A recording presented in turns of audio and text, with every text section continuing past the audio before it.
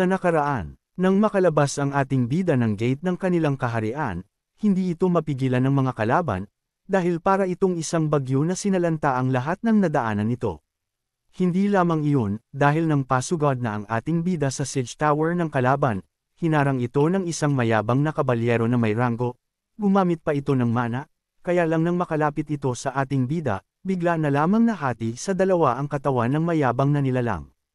Pagpapatuloy, nang makita ng ibang kabalyero ang nakita nilang nangyari sa kanilang kasamahan na tinagpas ng ating bida, hindi nakagalaw ang mga ito sa kanilang kinatatayuan, para bang binuhusan ng malamig na tubig ang kanilang katawan dala ng takot. Dahil ang hatiin sa dalawa ang katawan ng isang knight na binalutan ng mana ang kanyang katawan ay hindi basta-basta na lakas. Kaya napatanong ang mga ito, kung sino ang taong nasa harapan nila ngayon, ito ba raw ay si Randolph. Pero alam nila si Randolph ay nasa taas ng pader ng Perdiem. Dahil sa pangyayaring iyon, ang iba pang mga knight ng hukbo ng kalaban ay napa-atras sa mga sandaling ito, upang pag-aralan ng kung sino ang kalaban at ano ang kanilang sitwasyon. Kaya lang dahil uma-atras ang mga kalaban, ang ating bida na ngayon ang naglakad papalapit sa mga kalaban, hila-hila nito ngayon ang kanyang sandata na napakalaki na puno ng dugo ng mga kalaban. Sabi ng ating bida, kung aatake kayo, umatake na kayo ng sabay-sabay, wala na akong oras na pwede pang sayangin, sumugod na kayo ng sama-sama, sabi ng ating bida na naiinip na dahil pinaghihintay siya ng mga kalaban. Inasar ng husto ni Ghislaine ang mga kalaban, dahil doon, nagalit ang mga ito, kaya agad sumigaw ang isa sa mga knight ng kalaban, at inutusan ang mga kasamahan nito na magsama-sama sila at susugod sila ng sabay-sabay sa ating bida. Kaya inihanda nila ang kanilang kalasag, at ang kanilang mga sibat ay itinutok nila sa kanilang harapan, na sa 100 sundalo ng mga kalaban ngayon ang sama-sama ng aatake sa ating bida. Kaya lang imbis na matakot si Ghislaine, mas natuwa pa ito, ngumiti na talagang may masamang balak, iyon ay dahil nagtagumpay siya sa kanyang plano na pasugurin ng sama-sama ang kalaban sa kanya, kaya pagkalapit ng mga kalaban sa kanya, agad nitong iwinasiwas ng ubod lakas ng 360 degrees ang pagkakaikot nito ng kanyang malaking sandata, at duse-duse na ang mga sumabog na katawan ng mga kalaban ang namatay ngayon sa harapan ni Ghislaine, nagkalasag-lasog ngayon ang mga katawan ng mga ito, ang kanilang mga kalasag walang silbi, dahil hindi kaya ng lakas ng ating bida ang kanilang mga armor. Hindi nagpaawat ang ating bida, tuloy-tuloy ito sa kanyang ginawa. Ang unang bahagi ng mga kalaban sa kanyang harapan ay parang hiniwa na karne ng baboy, malinis ang pagkakahati ng ating bida sa mga ito. Dahil doon, ang mga iba pang mga knight sa likuran ay talagang nagimbal ng husto sa kanilang nakita, at nasabing hindi nila kayang harapin ang ating bida. Dahil wasak na ang front line ng hukbo ng mga kalaban, at dahil rin sa takot, hindi na nagawa ng mga itong sumugod sa ating bida. Nakadagdag pa sa takot ng mga kalaban ang nakikita nila ngayon kay Ghislaine, dahil may lumalabas ngayong usok sa loob ng helmet ng ating bida, isang pulang usok na mula mismo sa aura ng mana ng ating bida. Kaya ang lapitan lamang si Ghislaine ay talagang nagpapanginig na sa mga tuhod ng mga kalaban sa paligid nito, dahil parang nasa harapan nila ngayon si kamatayan na sesunduan sila sa mga sandaling ito. Sa isang digmaan, normal na pag may malakas na mandirigma sa mga kalaban, ang mga knight o kabalyero ang mga haharap rito, kaya lang sa pagkakataong ito, kahit ang mga knight ng angkan ng Digald ay takot na. Lumapit kay Ghislaine, dahil talagang alam nila na hindi normal na tao ang nasa loob ng itim na armor.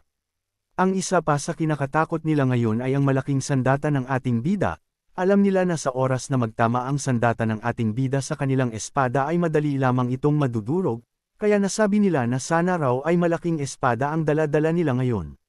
Habang hindi makagalaw ngayon ang mga kalaban malapit sa ating bida, ang kamatayan na si Ghislaine ay nagsimula na namang maglakad ngayon. Hindi kayo lalapit? Kung ganun ako na ang lalapit sa inyo. At ayon na nga, sa isang iglap ay lumundag ng ubod taas ang ating bida, at sabay was-iwas nito ng kanyang malaking palako na animoy parang si Balmond ito na nagpaikot-ikot ng kanyang sandata, at sa bawat tamaan ng katawan ng mga kalaban, ay talagang parang na-massacre ang mga ito. Iyon ay dahil putol-putol lahat ng parte ng katawan ng mga kalaban ng matamaan ng ating bida.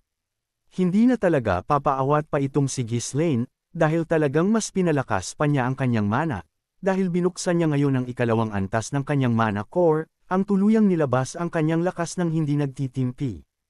Agad nagtakbuhan ang mga sundalo ng mga kalaban sa pagkakita nila sa ating bida na parang isang baliw na nag-aamok sa mga sandaling ito. Sumigaw ang knight ng kalaban, "Anong ginagawa ninyo? Huwag kayong tumakbo, labanan ninyo siya, kundi papatayin ko kayo." Utos ng knight, kaya agad na bumalik ang iba pang mga sundalo. Nagtiwala sila sa kanilang mahabang sibat na itinusok nila pasulong sa ating bida, kaya lang hindi tumagos ang sandata nila sa katawan ni Ghislaine. Iyon ay dahil gamit ang mana, mas matigas ngayon ang katawan nito na kasama pa ang kakaibang armor na suot-suot ng ating bida na gawa sa halimaw na puno sa Forest of Beasts. Dahil doon, naipit ang mga sandata ng mga ito sa armor ni Ghislaine, di sila makaalis, kaya sa isang hataw ng ating bida, mabilis na nagliparan ang mga kalaban, para bang may higanti na naghawi sa mga ito. Patuloy na winawasiwas ng paulit-ulit ni Ghislaine ang kanyang sandata, kaya walang makalapit rito, kaya lang ang isa sa mga knight ng kalaban ay gumawa ng paraan, tinulak niya papunta sa ating bida ang kanyang mga kasama bilang sakripisyo, at nang makakita ito ng pagkakataon, agad niyang tinarget ang leeg ng ating bida, para mapatay agad ito, kaya lang dahil sa nakabalot ng mana ang katawan nito, alam ng ating bida na may papalapit sa kanyang leeg, kaya mabilis nitong iniliyad ang kanyang ulo, dahilan para hindi tumama sa leeg ang sandata ng kalaban, kaya lang tumama ito sa kanyang balikat, at dahil isang knight na may mana ang kalaban, nagawa nitong masugatan ang balikat ng ating bida, nahiwa nito ang armor ni Ghislaine, dahilan para agad ang sumirit ang dugo mula sa balikat ng ating bida, kaya lang hindi ito pinansin ni Ghislaine, mabilis niyang hiwakan ang mukha ng knight na gumawa nito sa kanya, at inilapit ni Ghislaine sa kanyang mukha, at nagsabi, "Magaling." Papuri ng ating bida, dahil nagawa siyang sugatan nito. Matapos noon, agad na inihampas ng ubod lakas ni Ghislaine ang ulo ng knight sa sahig, na agad namang sumabog ang ulo nito. Inapakan ni Ghislaine ang ulo ng kalaban ng ubod lakas, para tuluyang wasakin at durugan ang ulo nito, at nasabi niya sa kanyang sarili, na marami siyang makakaharap sa digmaang ito kagaya ng knight na nagawa siyang sugatan, kaya hindi siya pwedeng magpadalos-dalos ng ganun lang, dahil maaaring sa susunod ay talagang leeg na niya ang tamaan. Muling sumugod ang ating bida, ilang hataw pa lamang ng kanyang malaking palakol, kalahati na ng mga kalaban ang nabura kaagad ni Ghislaine, at dahil patay na kaagad ang 20 knight commander ng mga kalaban, ang mga sundalo ay wala na silang lakas pa ng loob na harapin ang ating bida, kaya nagsisigaw-sigaw ang mga ito, "Takbo! Iligtas ninyo ang buhay ninyo," sigaw ng mga ito palayo sa ating bida. At dahil nagpulasan na ng husto ang mga sundalo malapit sa kaliwang siege tower, ang ating bida ay nagawang huminga kahit sandali lang, na agad naman niyang ibinaling ang kanyang paningin sa makina ng siege tower. Dahil sa ginawa ng ating bida, naging isang halimaw ngayon ito sa loob ng digmaan, dahilan para sirain ang loob ng mga sundalo ng mga kalaban, kaya nagmamadali ngayon si Ghislaine na pasukin ang siege tower at tuluyan itong wasakin, dahil sa oras na mawasak ito, mahihirapan ng pumasok pa ang mga kalaban papunta sa kaharian ng ating bida. Kaya nagpatuloy si Ghislaine sa loob ng siege tower, hindi alam ng ibang mga nasa loob na nakapasok na ang ating bida, kaya ang mga naabutan ni Ghislaine sa loob ay agad namatay ang mga kalaban rito, kaya nataranta ang mga sundalo ng kalaban sa loob ng siege tower. Anong ginagawa ng isang iyan dito? Nagsisigaw pa ang iba, "Bilisan ninyo, isang demonyo ang isang iyan, isang halimaw," sigaw ng mga kalaban, na nagmamadlaing tumakas, kaya lang naabutan kaagad sila ng ating bida, kaya nagkalasog-lasog kaagad ang mga katawan ng kalaban. Punong-puno na ng dugo ang katawan ni Ghislaine, habang suot nito ang itim na armor. Mas lalong nakakatakot ngayon ang kanyang itsura, dahil isang nilalang ngayon ang ating bida na nagpapakita ng matinding takot sa kalaban. Habang pinoprotektahan ng mga sundalo ng per diem ang kanilang puerto, ang pader ng per diem, ang mga sundalo naman ng mga kalaban na dumadaan sa siege tower ay nagpanik sa mga sandaling ito. Takot na baka maabutan sila ng ating bida, kaya hindi nila alam ngayon ang kanilang gagawi, kung saan tatakbo makalayo lang sa ating bida. Para tuluyan ng hindi mapakinabangan ang siege tower, agad na winasak ni Ghislaine ang hagdan paakyat sa itaas, at isang matinding ingay ang narinig. Dahil sa isang hampas ni Ghislaine wasak agad ang mga pundasyon sa loob, at bagsak ang itaas na bahagi ng Sige Tower. Hindi pa tapos ang ating bida sa kanyang ginagawa ngayon, dahil sa mga sandaling ito ang kanyang ikatlong mana core ang kanyang binuksan, at mas lalo pang lumakas si Ghislaine, isang napakatingkad na kulay pulang mana ngayon ang nagbibigay ng liwanag sa malaking sandata ng ating bida, at sa isa pang malakas na pag-atake ng ating bida, tulayan nang may sumabog sa loob ng kaliwang siege tower ng mga kalaban, na nag-iwan ng malaking butas sa kagamitang pangdigmaan na ito, ganun pa man, dahil napakalaki at napakataas nito, nanatili pa rin itong nakatayo. Hindi pa tapos ang ating bida sa kanyang gagawin, muli na naman itong nag-ipon ng mana sa kanyang sandata, at inatake naman nito ang isa pang pader ng siege tower, na agad rin naman kaagad na nawasak ito, dahilan para ang poste ng siege tower ay umuga na ng husto, dahil doon, ang lahat ng mga kalaban ay nagmamadaling pumunta sa pader ng per diem. Kaya sumigaw kaagad si Randolph, huwag hayaang makapasok ang mga kalaban, patayin ang mga iyan, sigaw ni Randolph. Rinig na rinig ni Ghislaine ang nangyayari sa itaas na pader, kaya muli nitong iwinasiwas ang kanyang sandata, para wasakin ang huling pader ng siege tower, na hindi nga nagtagala ay tuluyan ng bumagsak ang higanteng kagamitang pangdigma, winasak itong mang-isa ng ating bida gamit lamang ng kanyang sariling lakas. Dahil doon, ang tulay na nagdudugtong mula sa siege tower papasok ng pader ng per diem ay nawasak rin, dahil wala na itong nakukunang lakas mula sa siege tower. Dahil nasa ibaba ang ating bida at nasa loob ito GN siege tower, hindi alam nila Randolph at ng mga sundalo sa itaas kung sino ang nagwasak sa siege tower, lahat sila nakatingin sa ibaba, hindi makapaniwala sa nangyari sa napakalaking siege tower, kaya napapatanong si Randolph kung si Ghislaine ba ang may gawa noon. Kahit ang mga tauhan ng ating bida ay takang-taka, nagtanong kung ang kanilang kapitan ba ang gumawa ng pagwasak sa siege tower, siya lang ba mag-isang gumawa noon, mga paulit-ulit na tanong sa isipan ng mga sundalo sa paligid. Puno na ng usok sa paligid, hindi makita ng lahat kung anong nangyayari na sa ibaba, at sa lugar kung saan nawasak ang siege tower, kaya lang habang tuluyang humuhupa ang usok, isang tao lamang ang nakitang naglakad palabas ng lugar na iyon, at sabay-sabay sumigaw ang mga tauhan ng ating bida, at ibang mga sundalo, Young Master, Captain, sigaw rin si Randolph, Young Lord, sigaw ng mga ita. Dahil doon nagmamadali sila Belinda at Gillian, mabilis nilang pinagpapatay ang mga kalaban sa paligid nila para puntahan agad ang ating bida, dahil lahat ng nabagsakan ng siege tower ay patay talaga lahat. Hinoong lahat ng ating bida ang lahat ng mga bagay na nakadagan sa kanya, at kitang-kita ng lahat ang napakaraming dugo ang lumabas sa armor ni Ghislaine, tanda na malubha ang tama ng katawan nito sa nangyari. Kaya lang kahit ganun ang nangyari, hindi pa rin inintindi ng ating bida ang nangyari sa kanyang katawan. Muli na naman itong nag-amok, nagmamadaling sumugod sa mga kalaban na malapit sa kanya, kaya nang maabyute ni Ghislaine ang isang sundalo ng kalaban, nahati sa dalawa ang ulo nito, matapos tamaan ng malaking palako ni Ghislaine. Bumagsak ang ulo nito at katawan, kahit sa kamatayan ng sundalo ay talagang kitang-kita ang banggungot na inabot nito, dahil sa itsura ng halimaw na tumatapos sa kanila ngayon. Ang mga kalaban na nagimbal sa ginawa ni Ghislaine ay bumalik na sa ulirat, at nagsisigaw ang mga ito na tumakas na, itigil ang laban, iligtas ang kanilang buhay, iyon ay dahil alam nilang wala silang kalaban-laban kay Ghislaine. Dahil sa ginawa ng ating bida, ang isang bahagi ng pader ng kaharian ng per diem ay nagawang protektahan ng buong-buo ng angkan ng per diem. Dahil doon, si Ghislaine at ang kanyang mga tauhan ay nagmamadaling umalis na sa labanan at pumunta sa pader kung saan payapa na ang labanan. Habang umaalis pabalik sila sa kaharian, nagtanong ang mga alagad nito, talagang si Kapitan lang ang sum-iron ng siege tower na iyon. Tanong ng mga ito na talagang hindi makapaniwala sa nagawa ng ating bida, dahil napaka-imposible iyon, at hindi pa nila naranasan iyon sa lahat ng digmaang kanilang napuntahan.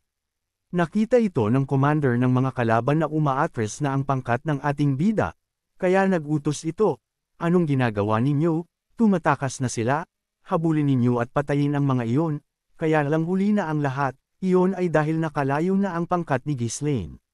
Ganun pa man, patuloy pa ring hinabol ng mga kalaban ang ating bida at ang pangkat na may dala rito pabalik ng palasyo. Alam naman ni Randolph na delikado ang lagay ni Ghislaine, kaya sumigaw ito ng malakas, ihanda ang mga pana, sigaw nito protektahan ang ating batang hari, sigaw nito sa kanyang mga tauhan, para lamang ligtas makabalik ng kaharian si Ghislaine.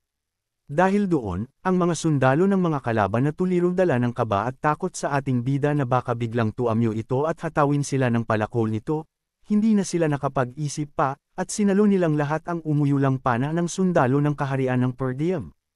Kahit maraming sugat na si Ghislaine, puno na ng dugo nito ang kanyang katawan, nakita nito ang malaking pagkakataon sa nangyayari, kaya pinangunahan na naman nito ang kanyang pangkat, at nagbigay ng utos na samantalahin ang kaguluhang nagaganap sa mga kalaban. Hindi na makakapasok pa ang mga kalaban sa gate, dahil sinarado na ni Scoven ang pinto, pinapunta naman ni Ghislaine ang kanyang mga tauhan sa lugar. Kung saan nakapasok ang mga kalaban, agad sumunod ang mga ito, at bumuo roon ng isang malaking harang protektahan ng butas, na magsisilbing pader ang mga tauhan ng ating bida. Mula sa itaas ng pader, kitang-kita ng ama ng ating bida ang ginawa ng kanyang anak sa ibaba, galit na galit ito noong una kay Ghislaine dahil hindi ito nakinig sa kanya, kaya lang sa kanyang nasaksihan, napatanong na lamang ito sa kanyang sarili, paano niya nagawa ang bagay na iyon? Pagtataka ni Walter, iyon ay dahil ang ating bida ang nagmaniobra ng labanan sa ibaba, kahit kaunti lang ang tauhan nito laban sa libo-libong mga kalaban, nagawang iligtas ni Ghislaine sa matinding pagkawasak ang kanilang kaharian, kaya nakahinga sila ng maluwag sa mga sandaling ito. Kahit kitang-kita ng malinaw ni Walter ang mga nangyari sa baba, at ang ginawa ng kanyang anak, hindi talaga ito lubos maunawaan ng ama ng ating bida. Nasabi nito, sinira niya ang formation ng mga kalaban, sinira niya ang siege tower, at pinaalis niya ang mga kalaban bago bumalik sa pader ng Perdium. Ginawa niyang lahat iyon sa isang iglap lang, sabi ni Walter, na nagtataka paano nagkaroon ng ganoong uri ng karanasan ng pakikipaglaban ng kanyang anak. Paano ang isang batang walang karanasan sa digmaan ay nagawang baliktarin ang sitwasyon ng laban, hindi ito maunawaan ng lubos ng ama ng ating bida. Kahit anong subok na pag-iisip ni Walter sa mga nangyari, hindi talaga niya maintindihan, hindi niya maipaliwanag, para ba raw siyang nakakita ng multo. Nasabi pa ng ama ng ating bida, hindi sa pagkawasak ng siege tower nagbago ang takbo ng laban, ito ay dahil sa leadership na pinakita ni Ghislaine, hindi ito isang uri ng taktika na natututunan sa paaralan, kundi isa itong mabilis na pag-iisip na hanapin ang butas ng kalaban, at sirain ang flow ng labanan sa isang iglap lamang, parang isang layon na alam ang gagawin kung paano tatalunan ang kanyang bibiktimahin. Sinong magsasabi na may ganoon siyang abilidad? Kakaiba? Purong kanyang talento ang mga iyon, kaya lang ang ganitong uri ng pamamaraan ng pakikipaglaban, ang mabilisang pagdedesisyon, ay nakukuha lamang sa napakahabang panahon ng pagsasanay, maraming karanasan sa mga digmaan, at mga labanan, napailing-iling na lamang ang ulo ni Walter, dahil naiisip nito na may mali sa kanyang anak, na hindi ito katulad ng kanyang anak na kilala niya noon, ganoon pa man, agad nitong isinaayos ang kanyang isip, at nagsabi, saka ko naaalamin ang katotohanan sa kanya, sa ngayon salamat kay Ghislaine, dahil makakahinga kami ng maluwag ngayon, sabi nito. Ang siege tower ng kalaban ay wala ng saysay, kaya lang ang kanilang kagamitan na pangwasak ng pinto ng kaharian ay hindi pa nila nagagamit, kaya lang wala na silang paraan ngayon para makapasok ng Perdium. Nang makabalik na ang ating bida sa kaharian, sinalubong agad ito ni Randolph, tulad ng iba na gulong-gulo sa nangyari, bilang general ng kanilang hukbo, nadala ito sa kanyang galit, at hindi nakapag-isip ng tama, kaya nasabi nito, walang hiya kang baliw ka, pasalamat ka sinuwerte ka kanina roon at gumana ang ginawa mo, isang pagkakamali lang ang naganap roon, tiyak tapos tayong lahat, bilang general, normal ang reaksyon ni Randolph na magalit sa ating bida, patuloy itong nagsisigaw-sigaw kay Ghislaine, kaya lang si Ghislaine ay parang walang narinig, dahil hindi siya pinansin ng ating bida. Mas lalong nagalit si Randolph sa ginawa ni Ghislaine, kaya lang naputol na ang sabi nito, dahil biglang naghiyawan ng mga sundalo sa loob, at binabati at pinupuri nila ngayon ang ating bida. Ang morale ng mga sundalo ng kaharian ng Perdium ay biglang nabuhayan, ang una na nawawalan ng pag-asa ngayon ay punong-puno ng lakas ng loob at enerhiya, iyon ay dahil sa ipinamalas na lakas ng ating bida, na nakakita sila ng pagkakataon kung paano ipapanalo ang digmaang ito. Sa kabilang banda naman sa hukbo ng mga kalaban, dahil wasak na ang kaliwang siege tower, at marami sa mga knight commander ang namatay, ang mga sundalo ng mga kalaban ay nawala na sa sarili, hindi na nila alam pa ang gagawin, wala na ring utos na necari rating sa kanila, Iyon ay dahil hindi na makarinig ng maayos ang mga ito, dahil hindi mawala sa kanila ang nakita nilang halimaw na halos umubos ng naparami nilang mga kasamahan. Ang isa sa mga knight na naiwan sa mga hukbo ng mga kalaban, ay nagtataka, bakit raw walang kilos mula sa kanilang kampo kung anong gagawin, at bakit raw hindi pa pinadala sa kanila ang malaking punong kahoy na siyang gagamiting pangbayo sa pinto ng Perdium. Walang utos na dumadating sa kanila, gulong-gulo ang lahat, tanging ang natitirang mga knight lamang ang nagbigay ng utos sa mga sundalong ito, na nagsabi na puntahan kaagad nila ang nasirang pader ng Perdium at doon dumaan. Ganito ang utos na binigay niya, iyon ay dahil mas marami pa rin sila kumpara sa Perdium, kaya pagdating sa bilang ay makakalamang pa rin sila. Kaya ganun nga ang ginawa ng mga ito, habang nasa loob ngayon ang pangkat ng ating bida. Nagmamadali na ang mga kalaban na pasukin ang sirang bahagi ng pader ng Perdium, at dadaanin nila ito sa dami ng mga sundalo. Ano kaya ang plano na ginagawa ngayon ni Victor? Bakit hindi pa ito nagpapadala ng utos na dapat gawin ng kanyang mga tauhan? Ano kaya ang hinahanda nitong plano? Hindi pa natin nakikita ang mga mage na kinuha ng ating bida sa Magic Tower, at hindi rin pa nilalabas si Vanessa. Ano kaya ring inaanti ni Ghislaine para ilabas ang mga ito? Abangan!